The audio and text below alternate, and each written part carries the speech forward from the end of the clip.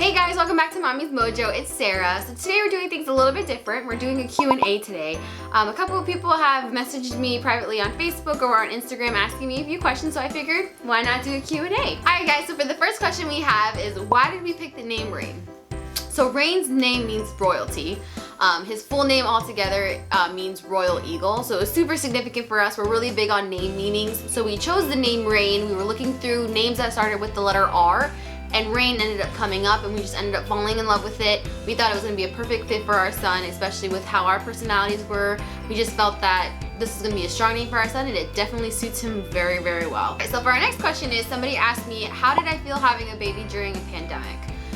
So that's a tough one. I had a whole bunch of different emotions with it, but mostly I felt like I was cheated.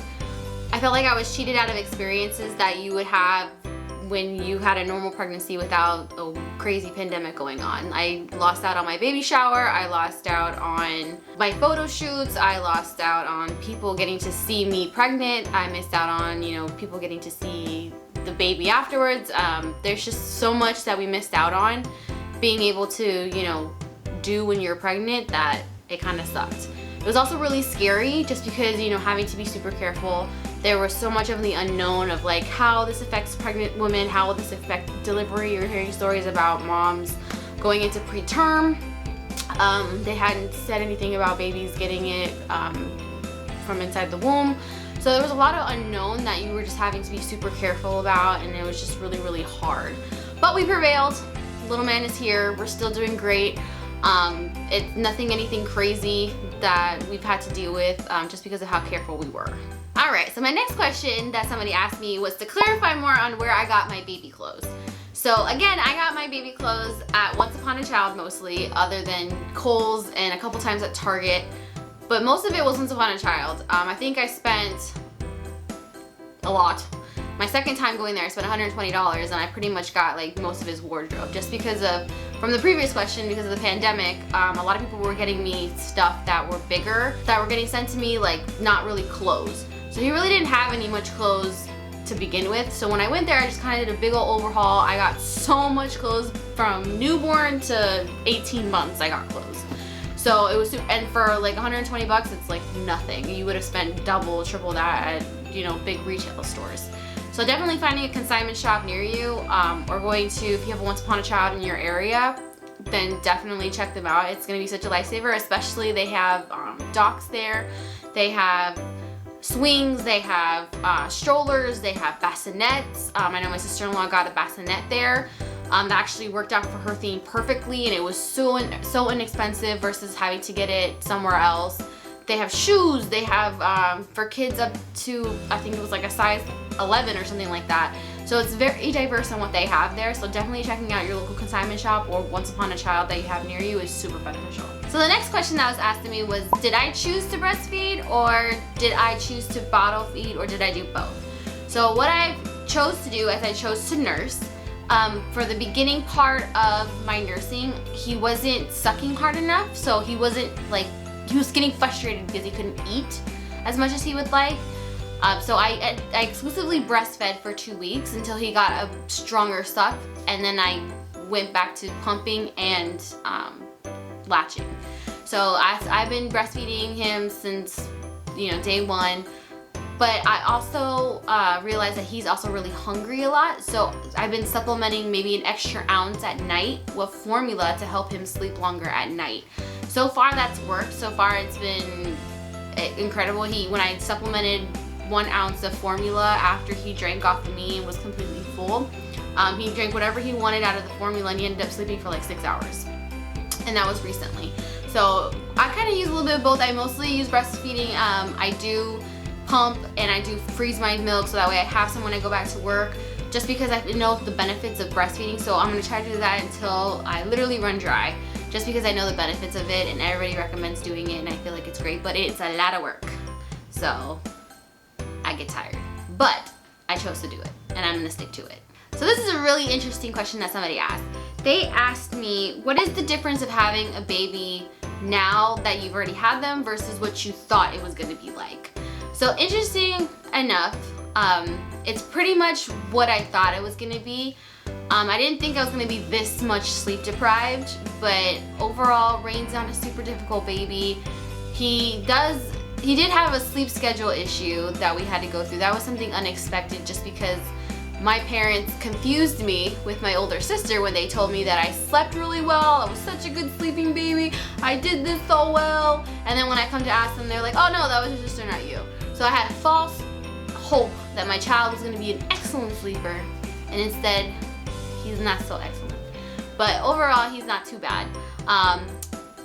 Definitely, it's the love that you have for your kid is so different than what you expect. I thought, you know, oh, it's gonna be this incredible thing. I love him so much, and it's that and 10 times more. I look at this kid and I'm like, I can't believe I made you. So definitely the love factor is 10 times more intense than what you will ever imagine that you thought versus now that you had your baby. Everything is 10 times more better, 10 times more scarier, 10 times more harder, but it's so worth it. And nothing can prepare you to see your child just because it's not something that somebody can explain. It's something that you truly have to feel on your own. This is another good one. How did I introduce my dog to my baby? So ultimately I didn't. I have 2 rescues. One, I have a Chihuahua Yorkie mix who is 12 years old, 11 years old, 11. So he's a grumpy old man. He pretty much doesn't pay attention to anybody or anything unless it's to feed him or to pet him. And even at that, it's rare. So he pretty much keeps it himself. So I didn't have to worry about him. But my bigger dog that I have a terrier mix. He's 25 pounds and he is also a rescue, which has really bad anxiety over the years. He's really good now, but I didn't want to overwhelm him that, you know, oh, you're taking your attention away from me for the baby and stuff like that. So I didn't want him to have negative connotations with the baby. What I did realize when I was pregnant, towards the end of my pregnancy, he got really, really defensive towards me, more than usual.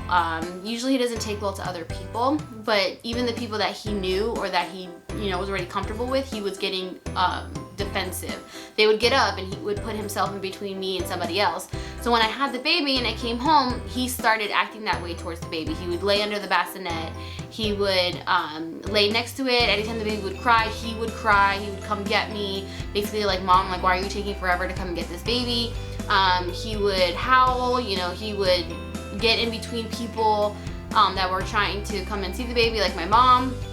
But overall, he wasn't had any negative feelings toward him. Anytime he was near the baby, like, I never had them face to face with each other. It was like if he was near the bassinet or if I was holding him and he was on the floor, I would give him a treat. So that way it was positive. I also ended up getting a trainer because I wanted to make sure that there was anything negative that I was doing that could cause him to be negative towards the dog.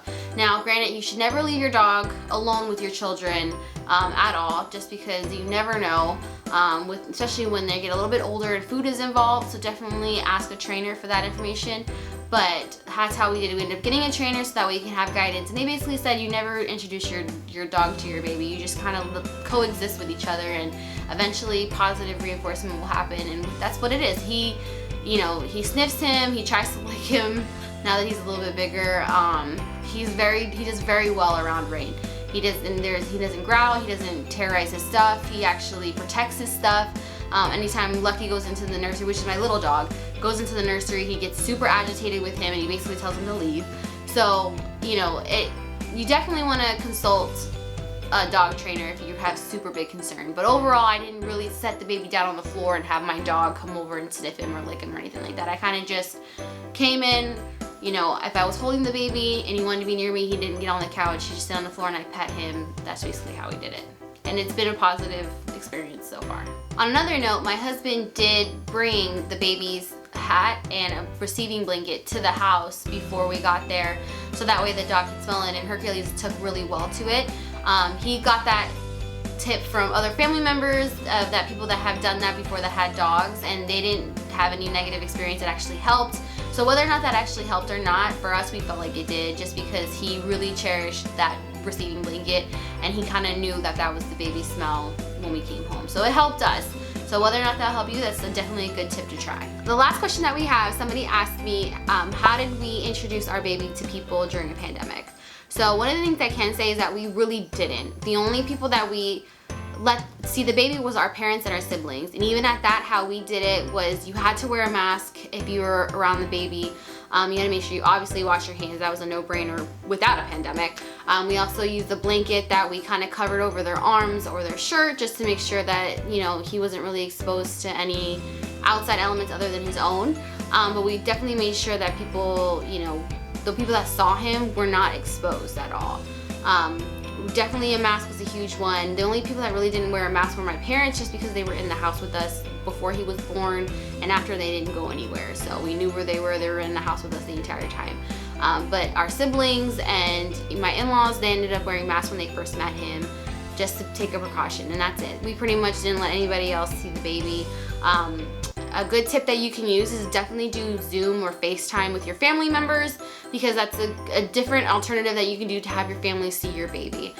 They can be able to see them virtually versus in person. It takes away the risk factor, but at least they got to see him or her and be able to see them at that small little age instead of having to miss out that entire era completely. Alright guys, so that's our Q&A for today. If you like that segment and you want us to continue, keep sending me questions on my Facebook page or my Instagram, or even the comments down below. I would love to answer all of your questions. So if you love that video, go ahead and slap that like button for me. Also, don't forget we release videos every Wednesday and Friday, so definitely hit that subscribe button or that bell button if you want to see more content to come. Alright guys, we'll see you next time. Besitos!